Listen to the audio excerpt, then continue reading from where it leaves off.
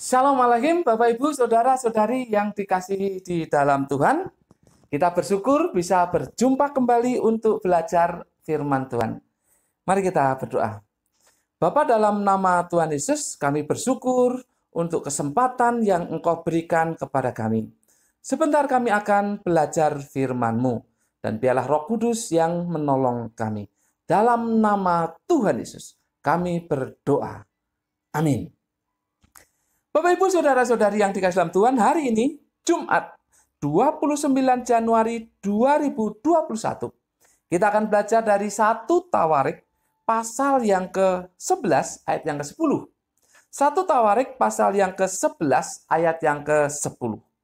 Judulnya adalah Dia tidak berjuang sendirian. Dia tidak berjuang sendirian. Bapak Ibu Saudara-saudari yang dikasihi dalam Tuhan, dalam pemahaman secara keseluruhan Alkitab, kita bisa melihat catatan bahwa Daud adalah orang yang berhasil. Terutama di dalam karirnya. Dia berhasil menjadi raja dan bisa dikatakan menjadi raja terbesar sepanjang sejarah bangsa Israel. Namun, apakah dia berhasil karena usahanya sendiri? Tidak. Tidak. Ada orang yang menyertai dia. Nah, kali ini kita akan belajar mengenai para pahlawan yang mendukung Daud. Kita baca ayatnya. Inilah kepala-kepala para pahlawan yang mengiringi Daud, yang telah memberi dukungan yang kuat kepadanya, bersama-sama seluruh Israel, dalam mencapai kedudukan raja, dan yang mengangkat dia sebagai raja, seperti yang difirmankan Tuhan mengenai Israel. Di dalam ayat ini ada 3 hal yang dilakukan oleh para pahlawan-pahlawan Daud itu kepada dan untuk Daud. Yang pertama, mengiringi Daud. Mengiringi Daud. Dikatakan inilah kepala-kepala para pahlawan yang mengiringi Daud. Istilah mengiringi Daud di dalam bahasa Ibrani adalah ledawit. Itu artinya untuk Daud. Atau juga bisa diartikan yang dimiliki Daud. Itu berarti mereka selalu bersama Daud. Ini merupakan dukungan moral bagi Daud. Jadi yang pertama mengiringi Daud, menjadi orang-orang yang ada di sekitar Daud, menjadi milik Daud, yang mendukung secara moral Daud. Bapak Ibu Saudara-saudari yang dikasihi dalam Tuhan, inilah apa yang dilakukan para pahlawan Daud yang pertama. Yang kedua, memberi dukungan yang kuat. Memberi dukungan yang kuat.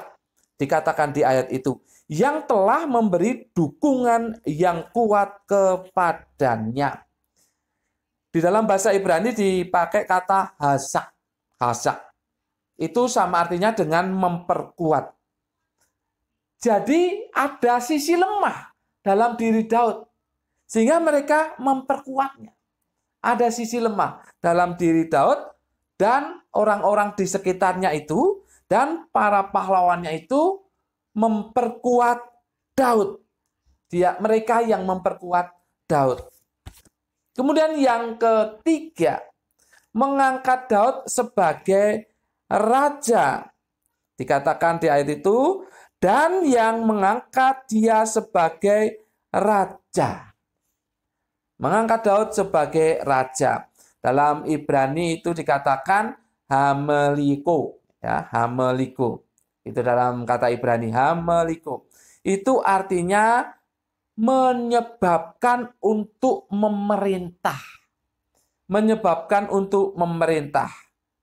Bapak Ibu Saudara-saudari yang dikasihi dalam Tuhan, memang Tuhan yang memilih Daud untuk menjadi raja. Tetapi penetapannya melalui orang-orang juga.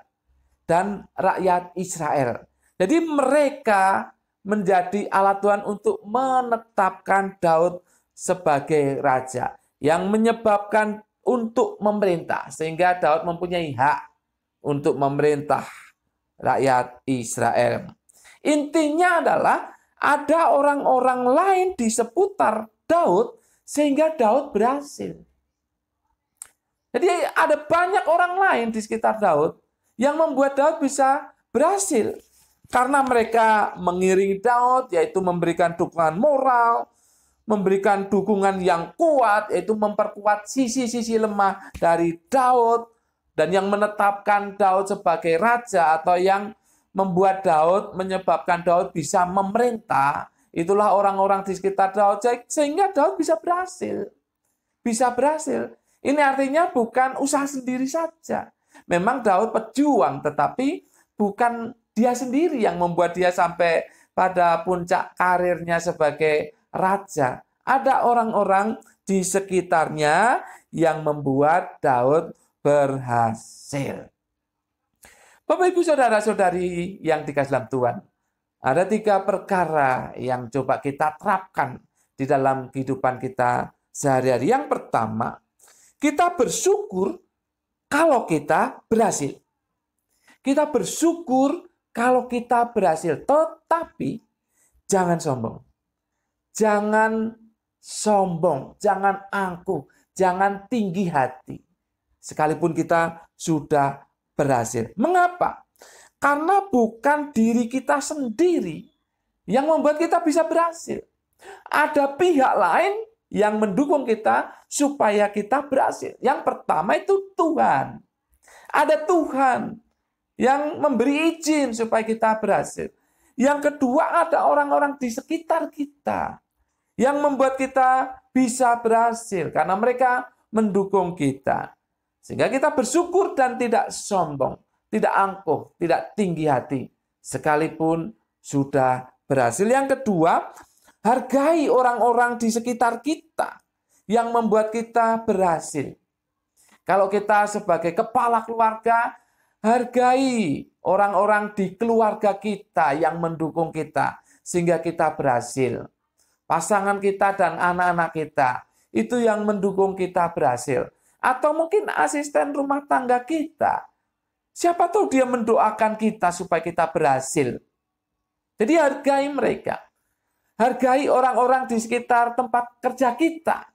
Rekan-rekan kerja kita, hargai. Mereka yang membuat kita juga bisa berhasil.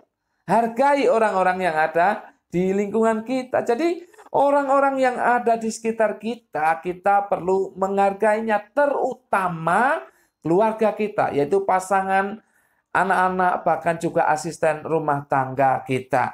Hargai mereka. Karena mereka pendukung kita sehingga kita bisa berhasil.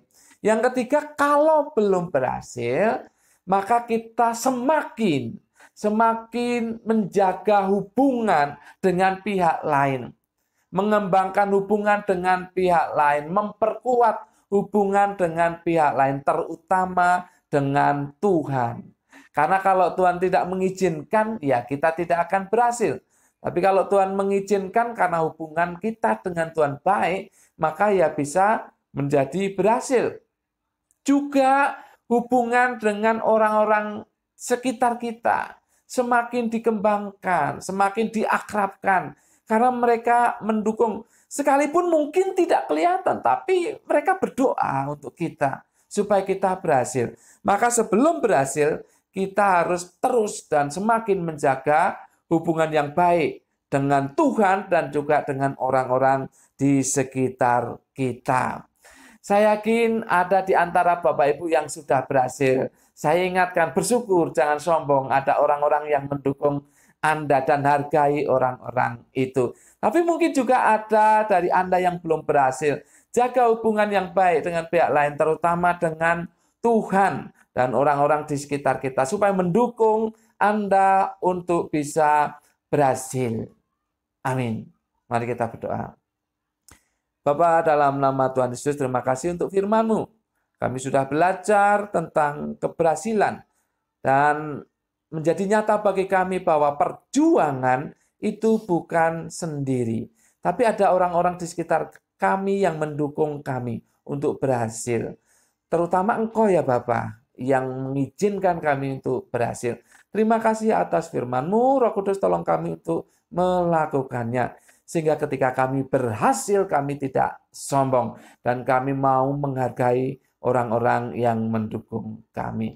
Terima kasih Bapa, dalam nama Tuhan Yesus. Kami berdoa dan mengucap syukur. Semua yang percaya katakan amin.